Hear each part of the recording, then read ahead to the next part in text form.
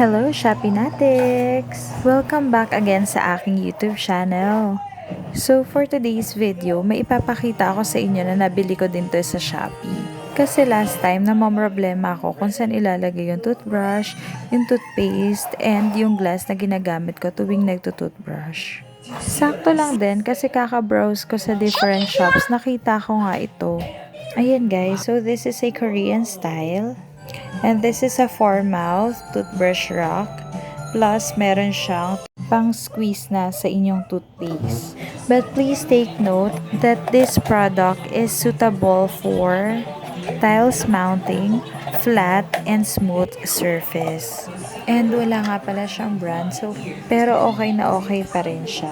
Kung bet mo na organize yung CR mo, especially yung place na kung saan ka nagbabrushing, ayun, so maganda bumili ka din itong item mo to.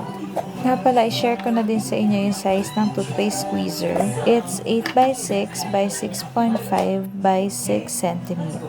And for the product price, it's 119 pesos only. So, yun lamang for today's video. Kung meron po kayong question, just comment down below. See you in our future videos and thank you for watching. Bye!